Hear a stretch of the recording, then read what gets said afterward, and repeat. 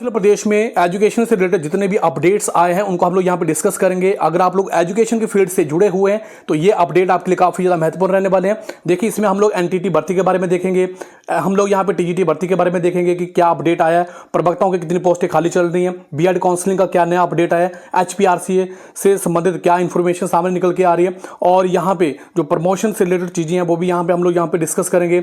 और यहाँ पे सबसे इंपॉर्टेंट चीज़ एसएमसी टीचरों के लिए जो एलडीआर कोटा है उसके बारे में क्या अपडेट है, सब कुछ हम लोग यहाँ पे डिस्कस करेंगे। लेकिन सबसे पहले हम लोग डिस्कस करते हैं कि हिमाचल प्रदेश में एनटीटी भर्ती का जो प्रोसेस है वो आप लोगों को पता कि चला हुआ है, और इसमें जिन्होंने 2 साल का डिप्लोमा किया हुआ है उन्हीं को ही यहाँ पे एलिजिबल किया गया है। लेकिन सबसे इंपॉर्टेंट चीज़ जो यहाँ पे कही गई है वो ये है कि एनसीटीई की जो वेबसाइट है, जो उनकी ऑफिशियल वेबसाइट है, वहाँ से मान्यता प्राप्त संस्थानों से ट्रेनिंग करने वालों को ही नौकरी का मौका मिलेगा।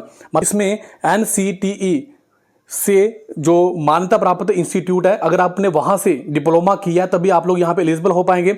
और इसके जो रूल रेगुलेशन है वो शिक्षा निदेशालय ने, जो एजेंसी है जो भर्ती करवाएगी, उन्हीं को भेज दिए हैं। तो अभी आप लोग देख पा रहे हैं कि ये यहाँ से सबसे इंपॉर्टेंट अपडेट था कि आपका जो डिप्लोमा है वो मान्यता प्राप्त इंस्टीट्यूट से ही होना चाहिए। जून और जुलाई को पहले इंटरव्यू की प्रक्रिया पूरी की गई थी। अब इसमें जो एज थी 21 से लेकर 45 वर्ष बताई गई थी, और आपके 10+2 में 50% नंबर जो है वो होने चाहिए, और आप लोग हिमाचल के स्थायी निवासी होने चाहिए।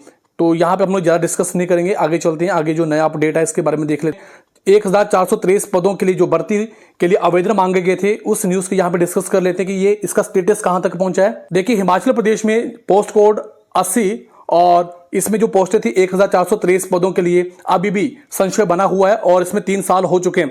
कोड 80 था, इनके लिए जो प्रोसेस था वो 30 सितंबर 2022 से 29 अक्टूबर 2022 तक ये प्रोसेस चला था, जिसमें कि बहुत सारे एस्पिरेंट्स ने, कैंडिडेट ने यहाँ पे अप्लाई किया था। लेकिन ये जो भर्ती थी ये नहीं हो पाई थी, जिसका कारण था आप लोगों को पता है, एक तो कोरोना का भी सिस्टम था, और दूसरा यहाँ पे आप लोगों को पता है कि राज्य चयन आयोग के भंग होने की वजह से ये जो प्रोसेस था ये कंप्लीट नहीं हो पाया। लेकिन अभी यहाँ पे जो एचपीआरसी है, जो नया एचपीआरसी बना है, इन्होंने सरकार के साथ कांटेक्ट किया, और इसमें इस भर्ती को नए सिरे से आवेदन होंगे। मतलब इसमें यह होगा कि जो आप जिन बच्चों ने पहले आवेदन किए थे, पुराने आवेदनों को आधार बनाकर ही यहाँ पे कुल मिला के यहाँ पे बात यह है कि अगर आप लोगों ने पहले अप्लाई किया हुआ था तो उन जो भी आपने अप्लाई किया था उसको बेस बनाकर नए तरीके से भर्ती को करवाया जाएगा। ये जो भर्तियां ये नए प्रोसेस के थ्रू आप लोगों को देखने मिलेंगी।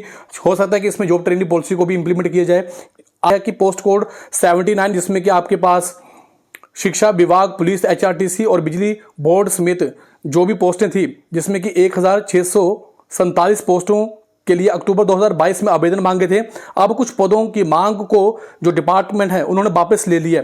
प्रारंभिक शिक्षा कैडर में 16,318 टीजीटी के पद जो थे वो स्वीकृत थे। क्वेश्चन हुआ था उसमें करीब 7,500 और मुख्य अध्यापक के करीब 920 पद उपलब्ध थे। लेकिन पिछले 3 साल से जो टीचर रिटायर हुए, जिसमें कि 6,221 टीचर जो वो रिटायर हो चुके हैं। प्रवक्ताओं कैडर में इस समय 3,208 पद जो वो खाली चल रहे हैं। जो लेक्चरर हैं उनकी पोस्टें जो खाली चल रही है वो कितनी चल रही हैं? 3,208।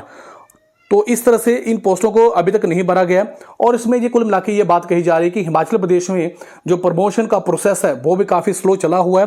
आप लोग देख पा रहे हैं कि हिमाचल प्रदेश में एजुकेशन की फील्ड में बहुत सारी ऐसी पोस्टें हैं जो खाली चल रही हैं। जैसे कि मैंने आपको पहले बताया था कि हिमाचल प्रदेश में 8,000+ पोस्टें खाली चल रही हैं। तो उस हिसाब से ये बता रहे हैं कि हिमाचल प्रदेश में जो प्रमोशन है वो इस लेवल पे हुआ है। तो अभी ये जो आप लोग इस अपडेट को भी देख सकते हैं कि प्रवक्ताओं कैडर के 3,208 और हेडमास्टर के 250 से अधिक पद जो वो खाली चल रहे हैं। 6 साल से टीजीटी को मिल रही है नामात्र की प्रमोशन। मतलब प्रमोशन का जो प्रोसेस है वो बहुत ज़्यादा स्लो चल रहा है, जिसकी वजह से जो पोस्टें हैं वो खाली तो हो रही है लेकिन उनको भरा नहीं जा रहा है। तो अभी हम चलते हैं नेक्स्ट अपडेट में। एसएमसी टीचर एलडीआर कोटे के ऊपर यहाँ पे जो अपडेट है इसके बारे में डिस्कस करेंगे। देखिए, हिमाचल प्रदेश में एसएमसी टीचरों को 5% कोटा दिया गया था, जैसे कि आपको पहले भी पता है। लेकिन यहाँ पे इस कोटे से रिलेटेड बहुत सारे विरोध किए गए, क्योंकि इसमें यह कहा जा रहा है कि ये जो पोस्टें निकाली गई हैं, फॉर एग्जाम्पल टीजीटी की जो पोस्टें निकाली गई हैं, ये हिमाचल प्रदेश में जो टीजीटी की भर्ती है, एक तो आपका बैच वाइज बेस पे होती है, एक आपके पास रेगुलर बेसिस पे होती है। और इसमें यह कहा जा रहा है कि हिमाचल प्रदेश में जो एसएमसी टीचर हैं उनको रेगुलर बेसिस पे इसमें इंक्लूड नहीं किया जा सकता है। तो यहाँ पे हाई कोर्ट ने क्या कहा है? प्रदेश में हाई कोर्ट से एक याचिका दायर होने के बाद राज्य सरकार को नोटिस आ गया, और इसमें इस तरह का कोटा देने का विरोध किया गया। अब शिक्षा विभाग ने विधि विभाग को फाइल भेज दी है और उनसे पूछा कि क्या ये कंटेम्प्ट ऑफ कोर्ट तो नहीं हो रहा है। तो अभी ये जो आपके पास जो कोटे से रिलेटेड जो भी चीजें हैं, इनसे रिलेटेड रूल भी बन चुके थे, लेकिन अभी ये फिर से आपके पास विधि विभाग के पास जाएगा और विधि विभाग इस पे जो भी अपडेट्स होगा वो कैबिनेट के पास भेजेगा। कैबिनेट की मीटिंग के बाद ही इस पे चीजें जो स्पष्ट हो सकती है। कुल मिला के इसमें यह बात सामने निकल के आ रही है कि हिमाचल प्रदेश में जो एसएमसी टीचरों को LDR 5% कोटा दिया गया था, उसका विरोध हो रहा है। अब जो इसकी नोटिफिकेशन थी, जो भी चीजें इसमें बताई गई थी, वो वापस विधि विभाग के पास भेज दी गई है। विधि विभाग इसके ऊपर जवाब देगा और फिर जब जवाब देगा तो ये कैबिनेट में जाएगा और कैबिनेट के बाद ही इसके ऊपर चीजें जो स्पष्ट हो पाएंगी।